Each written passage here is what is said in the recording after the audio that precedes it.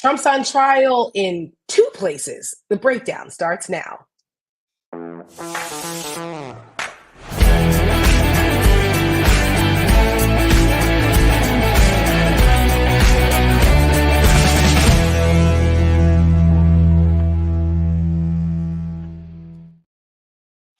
Good evening and welcome to The Breakdown. I'm Tara Setmayer. This is the Rick Wilson. And as you can see, I'm on the road, but Rick Wilson is home in Tallahassee. But we have a huge show for you tonight because it's been a hell of a news day. We've got Trump on trial in in New York. We've got the SCOTUS hearing about presidential immunity going on in DC today. We had the Arizona indictments come down yesterday, more fake elector indictments out in Arizona now. We had the Pennsylvania election results. Yes, Michigan as well. I mean, there's just so much happening. And we have a great guest to break down all of the legal stuff because Rick and I are not lawyers, but Harry Littman is, who is a friend of the show. We're going to bring him on in a couple of minutes. But first, Rick, you and I are going to talk a little bit about what happened in SCOTUS today because Harry was in the courtroom in New York. So we're going to bring him in after that and then get his thoughts on what on SCOTUS. But I don't know if you listened to some of the oral arguments today, but I did on my plane ride up to Boston. I'm in Cambridge up at Harvard. I'm speaking at a conference tomorrow on gender and politics at Harvard. And so I listened to most of it. And I have to say, Rick, that there were parts of it that I was like, okay, I like the way this is going. And then there were parts of it where I was like, are you freaking kidding me? You know, Tara, here's where I came down on it. I already believe the court very deliberately timed the hearing to be as late as it could, for whatever set of reasons. And I was struck today that even though there were maybe 5 people on the court who were responsive to the argument about limiting, about at least having limited exposure and liability for the president. Right. There still seemed to be a kind of like lollygagging, lackadaisical nature to this in my mind because, it's like they didn't really mention in great depth the urgency of this case. This case is about a man who attempted to overthrow the federal government. This case is about a man who attempted to overthrow an election and deny millions of Americans their civil rights. This case is about a man whose followers, in pursuit of a broad conspiracy that we know now was in many, many states to try to overturn the election, sent his followers to the Capitol on January 6th. And so that bothered me that there seemed to be sort of a slow pace here. Like, oh, we'll send it back down. And within a year or two, guys, if Donald Trump wins the presidency again, in a year or two, there won't be correct a pursuit of him ever. Because the argument, and interestingly enough, Trump's own lawyer about midway through sort of backed away from the extremist view of presidents have total immunity for everything always and sort of stepped back a bit. But at the same time, he was asked in that colloquy with Justice Sotomayor about whether the president could decide someone should be assassinated and order it to be done legally. And he argued that case. And I will tell you something, if you live in a country where the executive can order the murder of a citizen for his own whim, for his own caprice, for his own value judgment of them, you don't live in a representative democracy or a republic or a constitutional republic or America. And, even Vladimir Putin probably wouldn't go out and say, yeah, the Constitution in Russia gives me the full authority to just kill who I want. He does it, but I don't think he would make the argument in public, which we saw today. And I think it's really sort of defining deviancy down about, you're hearing this more and more at rallies about violence and assassinations, more and more in the Trump world of that argument, again, that he has unlimited ambit for the use of executive power. It's not conservative, it's authoritarian, and it should terrify Americans. 100%. And just for those who did not see what we're talking about today or heard what we're discussing, because you actually have real lives that you're living every day, there was a really extraordinary exchange between Trump's lawyer and Justice Sotomayor. And it was similar to the DC appeals court hearing where they had a similar back and forth about this concept of, Correct. well, can the president just send SEAL Team 6 to assassinate his political rival while he's president? And that's when Trump's lawyer said, well, it's a qualified yes. So there was a similar exchange today that was just as hair-raising as that exchange in the DC appeals court. Take a listen. We have that clip. If the president decides that his rival is a corrupt person and he orders the military or orders someone to assassinate him, is that within his official acts that for which he can get immunity? It would depend on the hypothetical, but we can see that could well be an official act. It could, and why? Because he's doing it for personal reasons. He's not doing it like President Obama is alleged to have done it, to protect the country from a terrorist. He's doing it for personal gain. And isn't that the nature of the allegations here?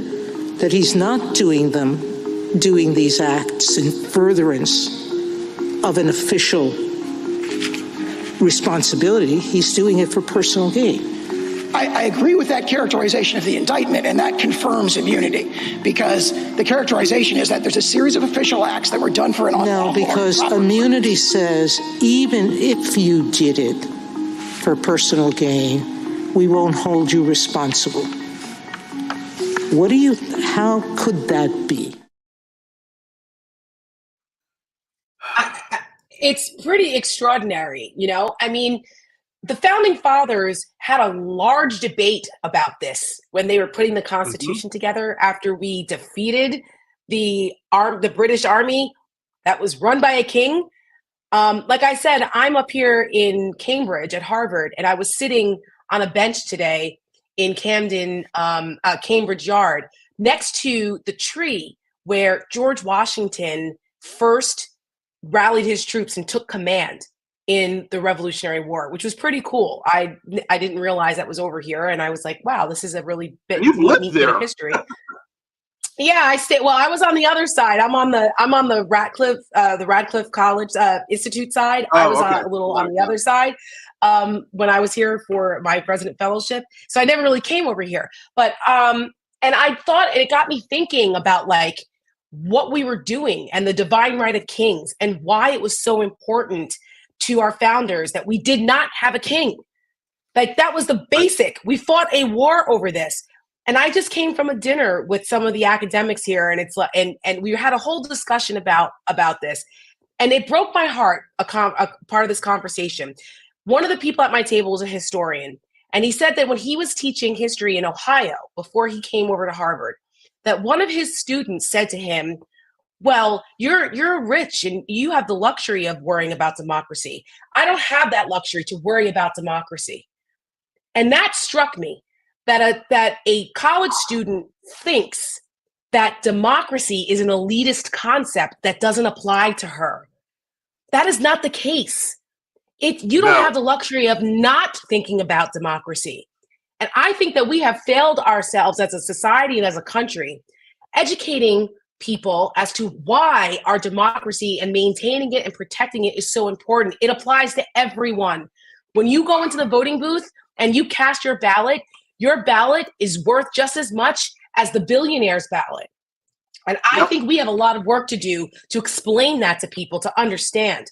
So we have this idea of what's happening in the Supreme Court, and the idea that someone like Donald Trump thinks that he can just be a dictator, be a king, and have no accountability to anything is such an affront to our constitutional republic that it's hard to fathom. But there are millions of Americans out here who don't fully appreciate what that means. That's why what the Supreme Court is doing is so frustrating, that they have not had that sense of urgency, that they have not decided that, wait a minute, our oath of office and our responsibility here is to the Constitution, and the American people should know whether what the former president of the United States is doing is through a jury of his peers, whether he's convicted or not of it.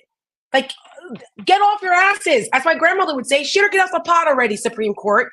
Our democracy is on the line here.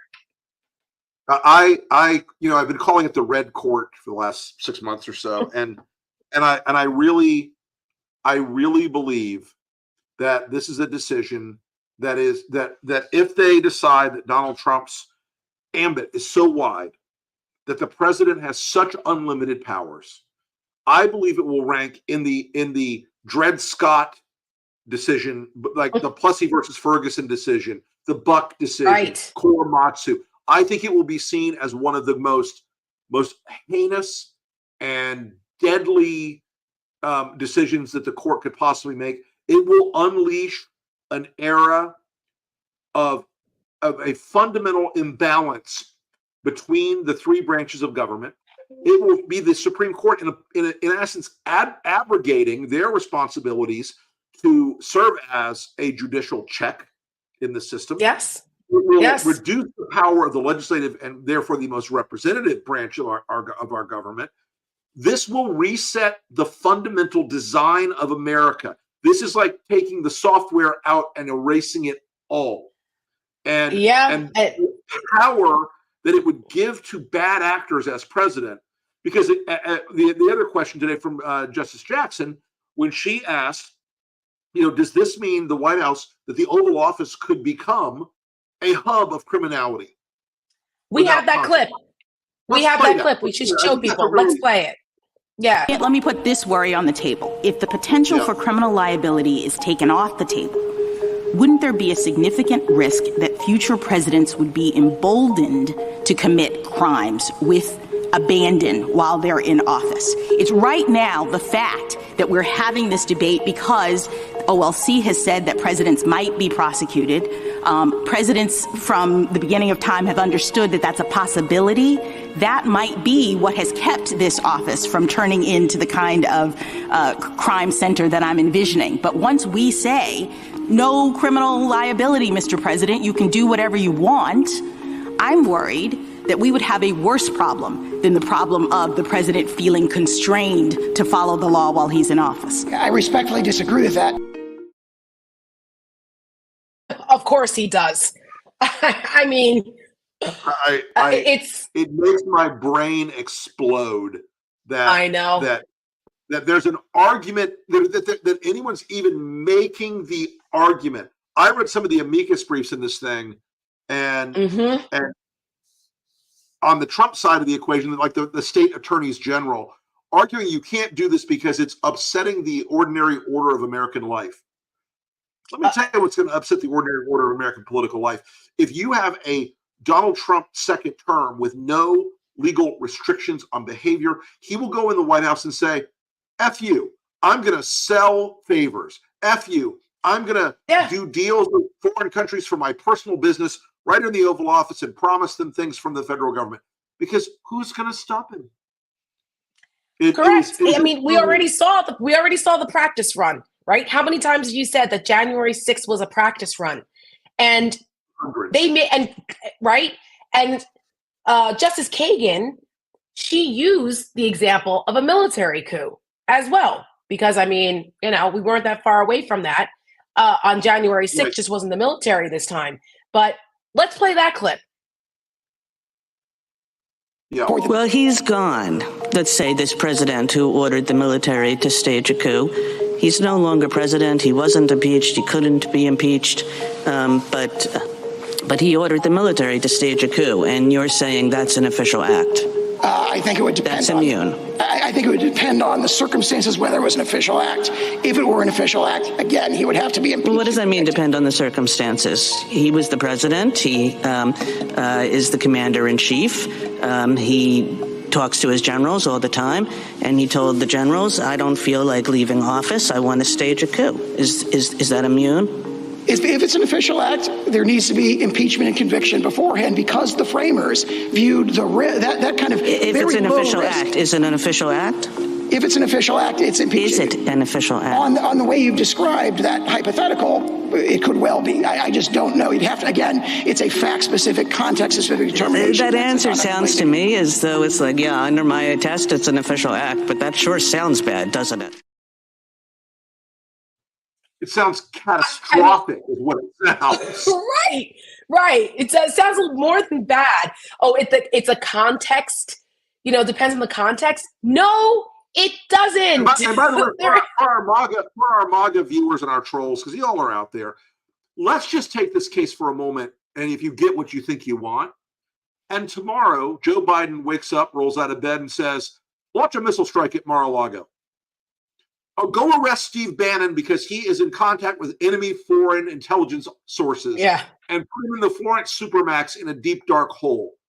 Arrest Donald Trump and the Trump boys. Go out and shut down Newsmax and Fox because I believe they are dangerous to the country, and I don't care about the legality of it. If you open this door, you will never, ever like the outcome.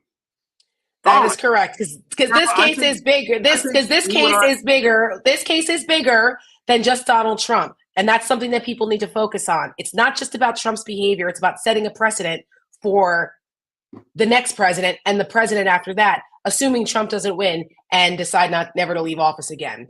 On that note, we're going to bring in Harry Litman, who is a friend of the show, former federal prosecutor. He was in the courtroom today in New York, speaking of criminality, for the Trump's hush money case, which I know people don't like to use. It's actually he was at the fun hearing today.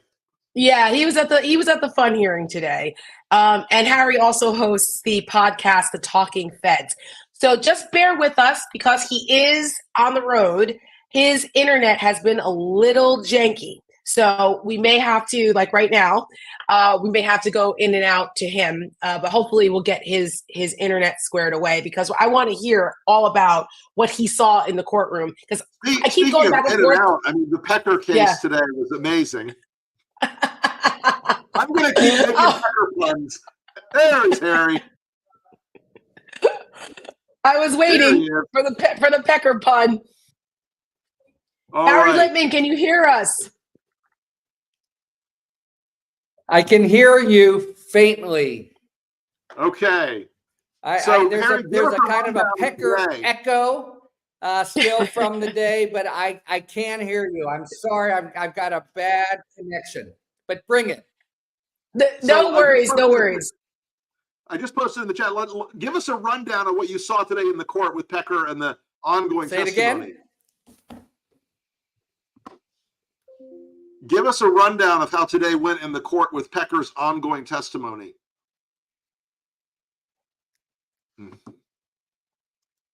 Folks, it's live TV. Here we go. It's live TV. Yeah. It's okay. Well, it's really something. Yeah.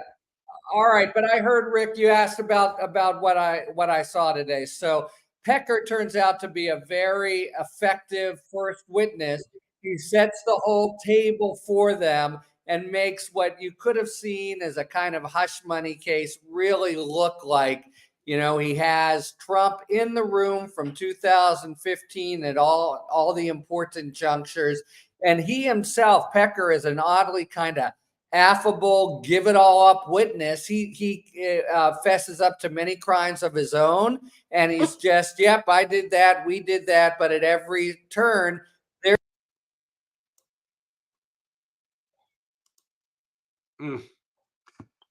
No. We were just about to get to the meat.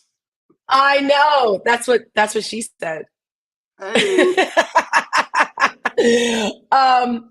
Well, that's okay. So I can pick up a little bit on the Pecker testimony today and something that Harry said. So based off of what others who were in the courtroom said, the affable thing, they were like, well, he's got full immunity. They gave him an immunity agreement so he can go out there and blab it all away. And he talked about the Karen McDougal case. And he talked about how concerned Trump world was about the Access Hollywood case. He talked about the catch and kill, again, how that all worked. He talked about how they paid Karen McDougal, the Playboy playmate, the one that said that she had a long-term, like almost a year-long affair with Trump. They paid her $150,000, and how he didn't expect to get paid back at that point because the lawyers said, yeah, you probably shouldn't get paid back because of the Arnold Schwarzenegger case. He was like, I don't think you want to get paid back. he thought at first he was going to get paid back, but then they were like, the lawyers are like, yeah, you're just going to have to eat this one. Because that's when it starts to become a crime. Things start to get a little dicey there. So it was all to lay the predicate for Donald Trump's involvement. And he was saying how he talked to Trump on the phone. Trump invited him to the White House for a dinner when Trump was president as a thank you. As a thank you. That was interesting. I think people were like, oh. And it was interesting, too, that Pecker said that his wife didn't want to come because Trump was like, yeah, bring your wife. She was like, yeah, I'm not trying to go. So he went anyway. I mean, the relationship with them was pretty incestuous in that Trump knew everything that was going on. And what the legal analysts have said is that where's the crime? It could have just been that Trump didn't know. His hands weren't really in it. And the prosecutors are laying the predicate to show, no. Trump was very involved in every aspect of this thing. Right. And Pecker is the one that's starting that off. I mean, he's just the first witness. Well, I think you're going to end up with one big important thing here that is going to hurt the Trump folks is that David Pecker comes across as credible, and he is going to validate a lot of the testimony that Michael Cohen, our friend of the show also, our buddy Michael Cohen is going to make, where Trump would try to say, oh, Cohen's a liar, he doesn't know anything. But Michael is being validated by Pecker on this, I think, in a pretty meaningful way. And I think that ends up really giving Trump's lawyers a sense of anxiety here, because once you've got other people validating the testimony that Michael's going to give, which is extensive and devastating, I think you're going to end up with Pecker having played a very significant role in this case. Yes, and that's another important point, because Trump is obviously fuming about Michael Cohen. I mean, Michael Cohen went to jail. He went to prison because of this case.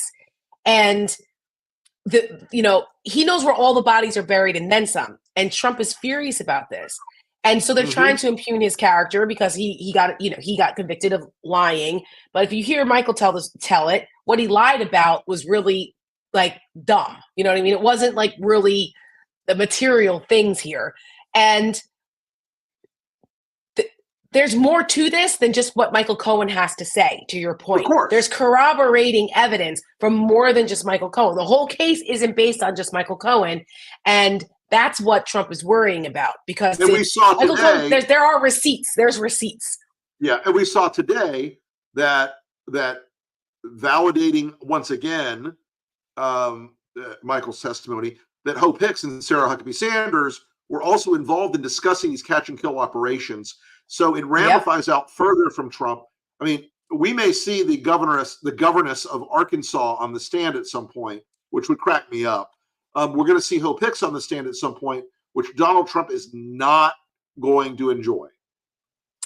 I'll be curious to see if he attacks Hope, because he loves her, and because she's very pretty and presents well and has always been one of his favorites. So is he going to go after her? Because he hasn't gone after Pecker, despite the fact that Pecker's been. Yeah. You'll notice he said about Pecker today, he's a very nice man. Right. Which tells you, I wrote about this yesterday in an article called Trump's Pecker Problem, because I had to. Oh, yeah. How could you not? How could I not? But basically what I said was, you notice something everywhere in the MAGA media ecosystem, they're silent about David Pecker.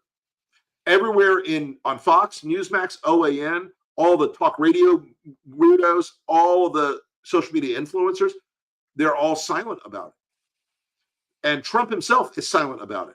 Why is that? Because the word has gone down that David Pecker knows where Trump's world can be rocked, and rocked badly. So I hope the prosecution at some point asks, are there any women that you caught and killed that we haven't heard about yet? Right. Wasn't there? Yeah. So, wasn't there a story about how there was like a safe where they would keep some of these the information and stuff? Like, it used to be in Lachlan Cartwright's office. That's right. He was on MSNBC or CNN or something talking about that, and how one day he couldn't get it closed because it was so old and rickety Right. that he took something out, and then he tried to get it closed, and he was like, "Holy shit, I can't get it closed," because God knows what was in there. Holy cow! Yeah, no. Look, I mean, it's one thing to be a guy like Pecker who runs this fake news operation, but it's another thing. Well, he's out now, right? Yeah, but it's another thing when they end up playing a meaningful role in the campaign itself, and that's what they were doing. That's what they agreed to do to help Trump in the campaign. Never reporting it, of course, as an in-kind contribution or as an expense. So yes. Do we want to have Harry call my cell phone, or have somebody, and I can just, like, we can put him on speaker? Yeah, or he could just do audio only. Sometimes the bandwidth of video, because I think it's important that we try to get some of Harry's perspective on this. First. Yeah, we'll try to do audio only, and we can still while Michelle is furiously laboring mightily to make this thing work. Yes, yes. What you can't see behind the scenes is that Michelle has like 17 balls in the air right now. I know. You know what? He can try my phone number. Michelle, here, I'm going to put him in the. I'm not going to say it on the. I'm not going to say. No, it he can just. Okay, I turned off my camera. Oh, there we go. But it's funny because I can still see you. Why can I see you? Okay, my camera's off. You're just That's lucky. Okay. Yep, that's right. That's right. All right. Go for it, Harry. Tell us what you saw today. What stood out to you? Go. Okay. So many things when you're actually there. You had juries that were really attentive, taking a lot of notes, fouling past Trump without looking at him at all. You had Trump kind of hanging in there, but going to sleep every once in a while. You had a judge who had really a firm control of the courtroom. To me, the big kind of atmospheric dynamic is that there was a sort of shift a couple days ago when Merchan told him, "Sit down, Mr. Trump," and he sat down meekly. He's still acting up out of court, but he looks small in a way that I think is really undermines a big part of Trump's, bravado and appeal. He seems diminished in a way that is the opposite of how he portrays himself. Now he still had several more comments outside of court. There's going to be a show cause hearing. What's Merchan going to do? Because his tools are limited under New York law. But definitely, a lot of trial is sort of rote and boring, and he was just sitting there in a way that he's never had to do all his life. That was the sort of big kind of visual impression that I took. So Harry, let me ask you this question. At the end of the day, the judge said he was going to do the show cause hearing. You're hearing me? Yes. Yes, sir. Yes. Good to go. Give me more. Yeah. What are more questions? What are his possibilities when if he holds Trump in contempt for all the behavior and the truthing and everything else?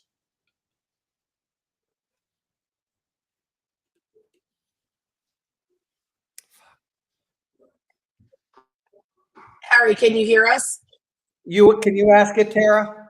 Yes. What are Judge Merchan's options? When are we going to find out about the gag order enforcement? What can he actually do to Trump? Yeah, so at the end of the day, he said, "I'm granting the show cause order," meaning there's going to be a hearing. You've got to show cause why you shouldn't be held, and it's something like 13 of them, and a few of them are really so beyond the pale. The problem for Merchan is you want as much space as possible between remonstrating him and putting him in the pokey. And he now, under New York law, they've been asked to give him, $1,000 for each actual violation. I think he will give him $1,000 for a few violations. Then what? Because it's in Trump's, hands, right. But really not that many more cards for Merchan, who controls the courtroom pretty well.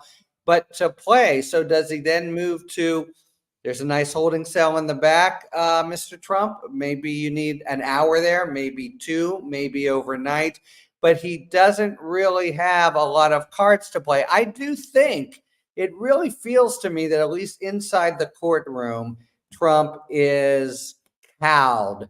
But, it's these outside statements he comes out, and especially the kind of trashing of Michael Cohen that, it's like a Tourette syndrome thing with him. He just can't stop. And also, I think the trial's not going that well for him. And, based on how previous trials have been, he kind of moves to a strategy of ginning up a kind of antagonism with the judge, almost as an appellate issue. Merchan's very good at not taking the bait. But, will he actually stay in, metaphoric short pants and sit nicely in the chair? It's hard to say, but the biggest thing I take away, and this is the first time I've been, within 30 feet of Trump, is he is not the boss. He is not the, the head of he doesn't have the alpha. He really isn't. And so that's interesting. Yeah, it's palpable. That's something that I think a lot of people are going to see, because we're only on day 7 of this thing. And isn't it supposed to go on for like 6 weeks or something, or a couple of weeks? What's he going to look like by then? That's exactly right. It's going faster, and I think it will go fast. And I also think he won't testify. So when it comes to his turn, he'll just sit there meekly in the chair still. That also will truncate the trial, but it would still, another 4 weeks. Pecker has been in the, witness chair almost the entire week. And it looks as if the Trump team will not stipulate to something that would, to anything that would make it easier to admit evidence. So there's all these totally rote requirements that they can force them to go through. Like, is this a real business record? Is this authentic handwriting? And they, at the end of the day, the DA asked the judge to enforce a subpoena for the Trump organizational custodian. That implies to me that they're going, that guy's going to have to come to the stand and actually, go through each of these documents pretty much out of contrariness from Trump. So that could extend things. But the story as they're telling it, it was a very smart choice to start with Pecker, and they've really converted it into a kind of not just about aiding the election and then covering it up, but a long standing starting in 2015. And I think we're going to see next week Stormy Daniels, and Pecker has gone through basically everything leading up to her. And, he's made it seem like a combination of sleazy and criminal. They, even on cross-examination, what they basically elicited today was, oh yeah, he's done this for Schwarzenegger and Ari Emanuel, the agent, and he does it a lot. But I don't think that necessarily, makes Trump smell all that much better. Figuratively and literally, apparently, from what we hear. I was a little far away to actually be able to give barnyard suggestions, but so I couldn't quite tell that. It came very close to me for a time, but I was struck by the hair more. I guess it distracted me. Yeah. Rick wants to know, since you can't hear, I'm going to ask his question. He wants to know, does Pecker's testimony validate or corroborate what we anticipate Michael Cohen is going to say? You bet it does, and it's a big part of what they're doing. And you know who else? Well, I know you mentioned her briefly, Rick. Hope Hicks, man, she's gonna, there, because they've already put her in a few meetings, phone calls. But yes, they know that Cohen's going to be, and you can tell from Trump's out of court statements, the centerpiece for them is going to be to try to really savage Cohen. But so much of it is, Pecker's already said they're all three together. Right. Cohen has a big role. Now, Cohen, they also have made it clear that, he's got some,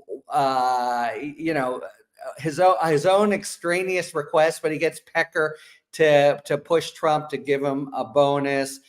But, basically they're very methodical, chapter and verse. Here's this meeting. Here's where Cohen was. Here's that meeting. And so I think it's going to seem, that his account is basically credible, as it kind of seems to me. And I think a lot of us, right? He was totally for Trump before, obviously, and he turned against him. And he turned against him by telling the truth. And there hasn't been any detail yet that we know that Cohen's going to testify to, that at least Pecker's been inconsistent about. So that's another big reason I think they put him up first. And he's at the center of things. That's also with McDougal. I don't know if they'll actually bring her on the stand, but the main event now, they've all been set up for Stormy Daniels, all this paper stuff. And that's the really guts of the whole story. And that they will put her on before Michael Cohen, correct?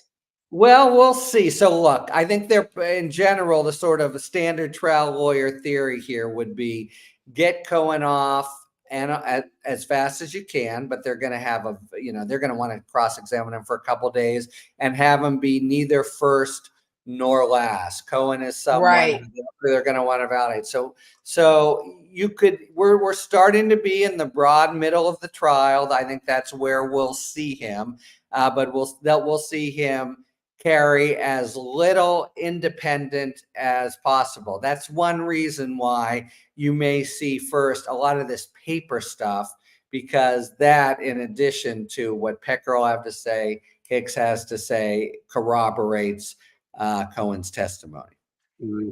So in the course of our conversation before, we were just talking about the gag order and the show cause hearing and what could happen to Trump. And there were reports out there that said the Secret Service is already starting to make plans in case he gets thrown into the pokey, as you say, but not Rikers. It would be the courthouse cell.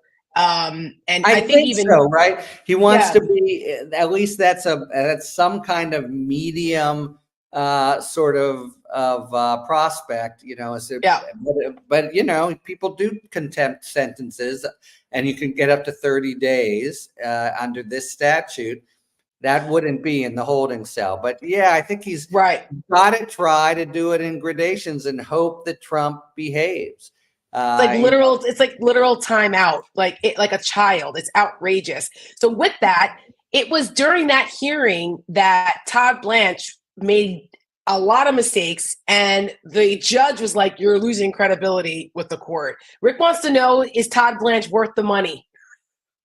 I feel for Todd Blanche, because I actually think he's got 3 pretty competent lawyers, but a second one now took a hit today. So Blanche, I've never had a judge say that to me, but I would be, totally, but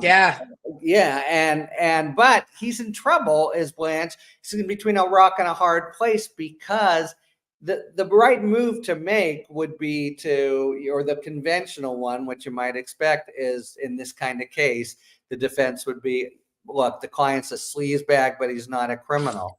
But Trump, you can't do that with Trump on your right shoulder. And what got Blanche into trouble was exactly saying, "Oh, Trump knows about the gag order. Oh, Trump can comply with it. What are you talking about?" Today also, we had, at the end of the day, Bove and the third lawyer here doing a pretty good job on cross-examination, and then he stepped in it, and he's going to have a very bad first 10 minutes in trial tomorrow. He basically told Pecker, well, I want to refresh your recollection. Look at this document. Does it say anywhere here, as you said before, that that Hope Hicks was at the meeting? And Pecker was sort of flummoxed and looked at it, and he said, "I guess not, but it doesn't seem to be talking about the meeting." And in fact, it wasn't. So the jury left.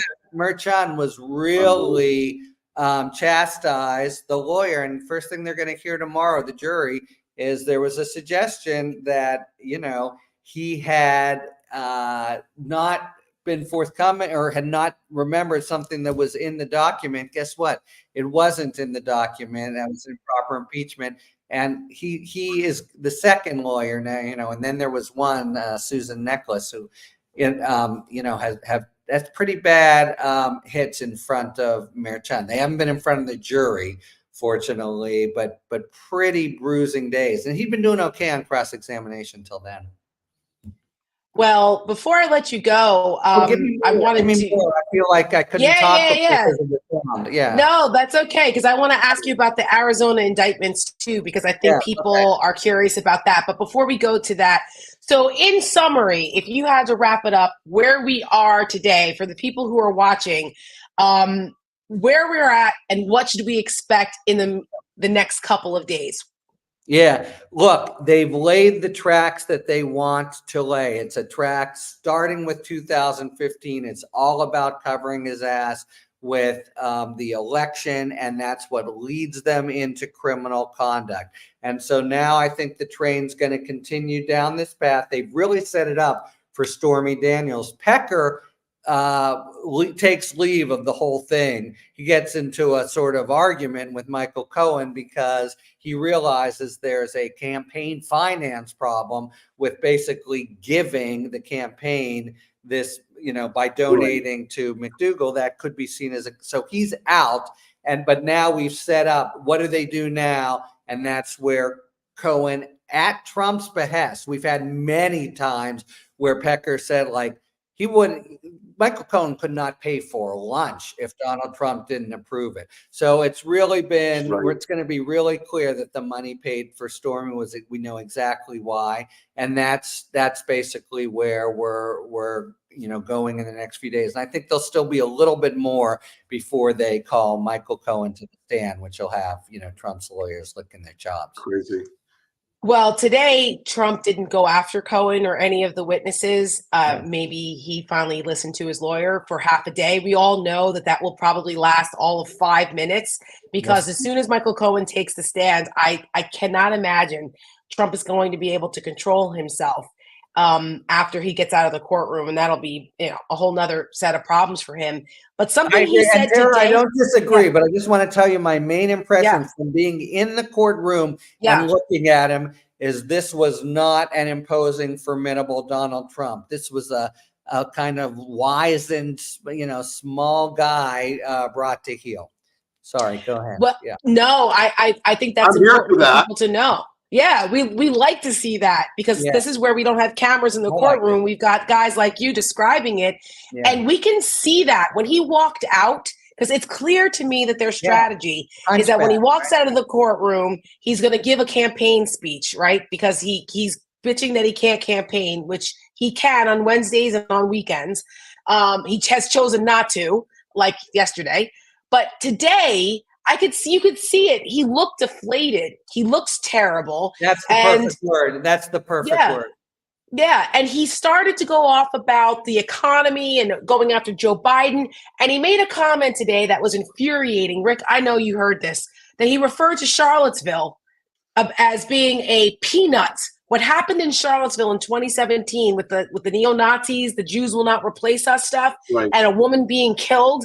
He said, oh, no, that's, Charlottesville's peanuts compared to what's going on college campuses today. It's ridiculous. Talking about the pro-Palestinian protests that are emerging on campuses now. He's doing this to distract from the fact that it's not going well for him in court.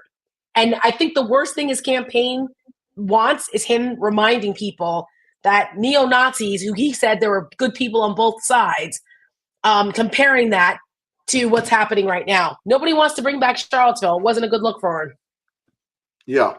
Yeah, and the truth is, he really hasn't been doing much except talking about the trial. So if this continues to sort of go poorly for him, what exactly, this would be a question for Rick, if only I could hear him, but what exactly is he going to do on as far as the campaign goes? His whole campaign has been to play the martyr here.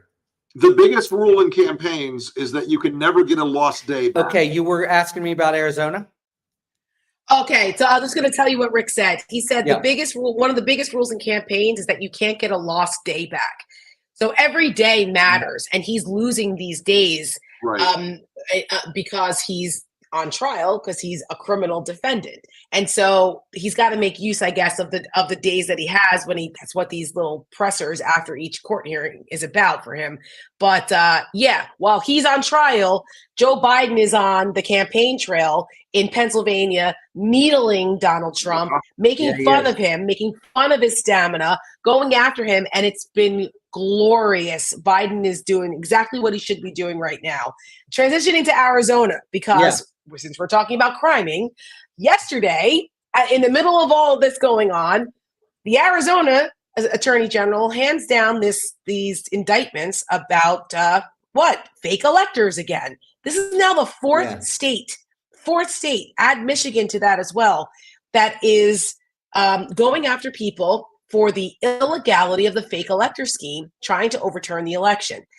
Can you explain to people what it means to be an unindicted co-conspirator? Because Donald Trump was named as an unindicted co-conspirator along with a couple of others. But what exactly does that mean for people? Yeah. So thanks. I mean, there are a couple of different things it could mean. In Trump's case, it means he's a co-conspirator. That means he entered into the unlawful agreement to try to use the false electors to steal the election. And they're choosing not to indict him, unindicted co-conspirator number one. They might down the line. It looks as if Chesbro also is unindicted co-conspirator. And what that seems to mean here is he cooperated. But this indictment is pretty sprawling. It's because it's got all the electors, but then it's got 7 of the Trump circle. It's got good old Rudy Giuliani, Jenna Ellis, but Boris Epstein finally meets his I hate that guy. criminal charge, and so these are guys who are close to Trump.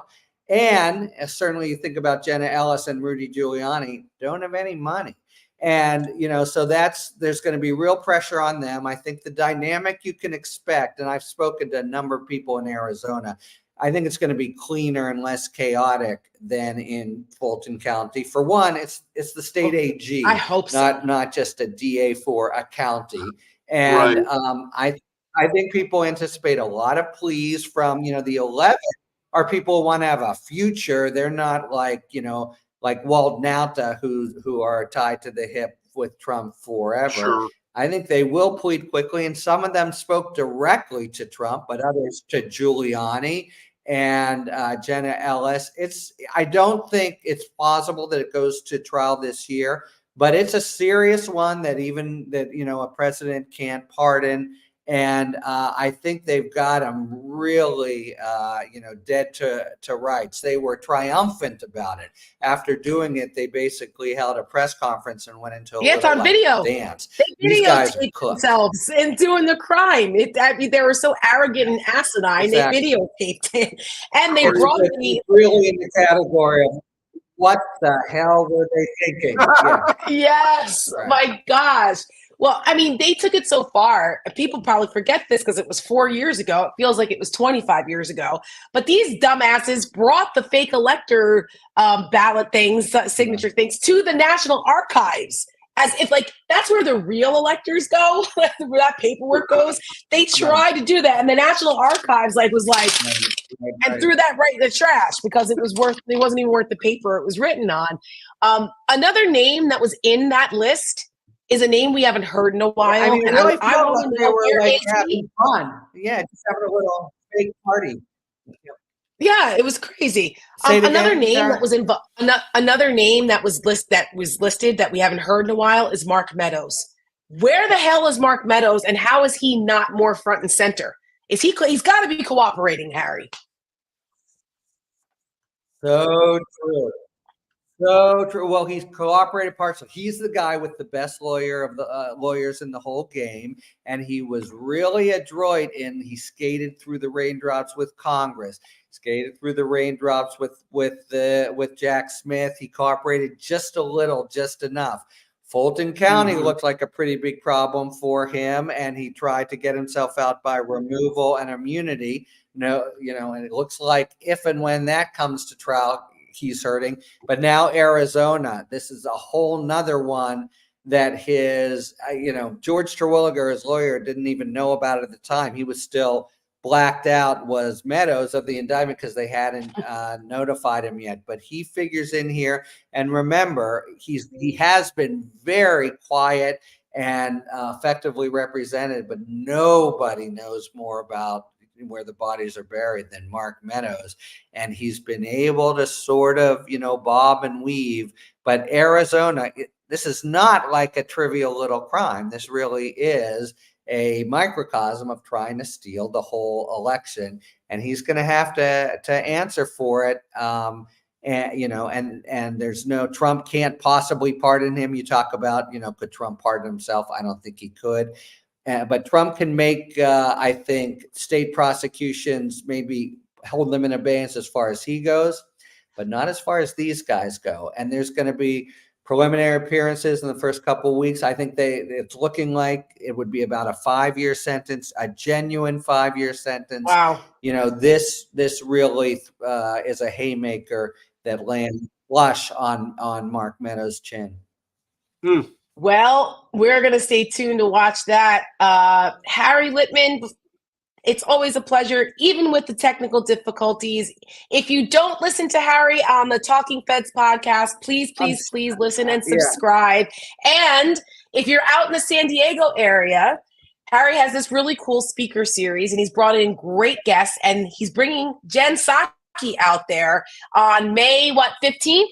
May 15th. We're doing a whole speaker series, and she's coming up with her new book. So thanks for mentioning that. And yes. I hope this is salvageable. I'm so sorry about the technical problem. Don't worry about it. Don't worry about it. All right. Don't worry about it. We got it done. Thanks, Harry. We appreciate you. Invite me back, and I'm going to use a cord. Okay. Thank you very much. We'll have you back. Please. Oh, one more thing about Talking San Diego. We hope in the fall to feature Project Lincoln, Rick Wilson, and Tara Setmeyer. I sure hope you guys will come. I know we're already talking about it with your many representatives. So thank you. We hope to make that happen. Right. Anything for you, Harry. All right. We'll see you soon. You guys are the best. You're the best. Thanks, Harry. Bye-bye.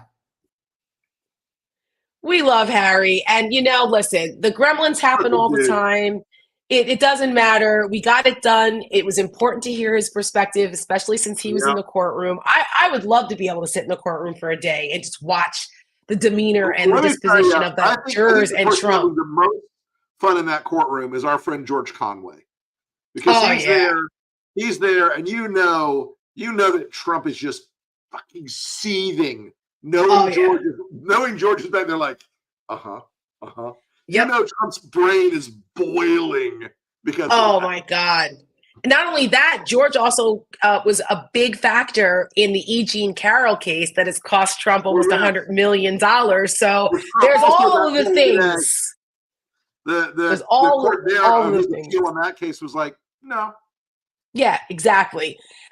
Before we wrap up the show, just two more quick things on the political side of stuff. Arizona, like we said, that indictment came down kind of out of nowhere. We're like, wait, oh my God. So Arizona is really becoming ground zero here with so many things. You can't tell me that reminding people of the shit show Arizona was after the election, that's not going to have an impact along with the abortion stuff and the chaos. I mean, you remember the cyber ninjas? We were making fun of that in 2021 when they brought in the cyber ninja. We're worried about the Chinese bamboo ballots. Oh my God, it was just so ridiculous. And then they found out that actually Joe Biden got more, or was it Biden got more votes? Right. It was Trump's, it was crazy. But so Arizona is really shaping up to be ground zero politically here. And you've got that Carrie Lake and Ruben Gallego Senate race. It's hugely important for control of the Senate. My friends down at UVA, Larry Sabato and the Crystal Ball, at the Center for Politics, they've actually shifted that race now from likely Republican to like leans. So they're changing stuff. And I will tell you, the damage that the Arizona legislature has done to itself and the Republicans up and down the ballot there, cannot be overstated. Yeah, it's toss up. It's Pennsylvania where they put it to lean Republican, because that's something else that happened this week. Pennsylvania had their primary, and guess what? Joe Biden won 91% of the vote, but Nikki Haley won over 150,000 votes. She got 155,000 votes. She's not even in the race anymore. And it's a closed primary in Pennsylvania. So that's 155,000 Republicans who did not vote for Donald Trump. 35.8% of the vote. That is extraordinary. Yep. Donald Trump lost Pennsylvania by 88,000 votes last time. So that's a good news. That is good news for Joe Biden. Those are gettable, persuadable voters. And so that's good news too for Joe Biden. One thing to remember about it, the number she pulled in Bucks County, folks, which is the largest, most significant swing county in a big swing state. Outside Philly. About 40% of the vote in the Republican Party that voted for Nikki Haley. If half of those people decide to vote for Joe Biden or stay home, it's very hard for Donald Trump to win that state. Correct. If that number holds up, it really changes the overall map dramatically.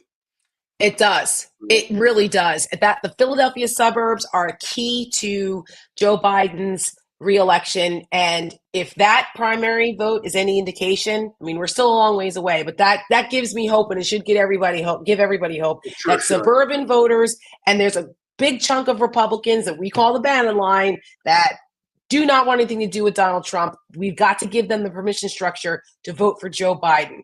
Yep. So on that note, speaking of winning, Lincoln Project, last week we said we were at the Polys, Michelle and I, we took home the gold. And guess what? We won another Webby. So we want to say thank you to everyone who voted. We won the People's Choice Award again this year for the Webbies for the America or Trump series. And we'll be in New York getting that award on May, I think, 12th or 13th. So yeah, 13th. 13th. Like yeah. So thank you to everyone who voted. We could not have done that without you. And we're so grateful for that. Well, it's been a hell of a week. It's been a hell of a day. And we'll see you all next week. And God knows what happens between now and then. See you all next week.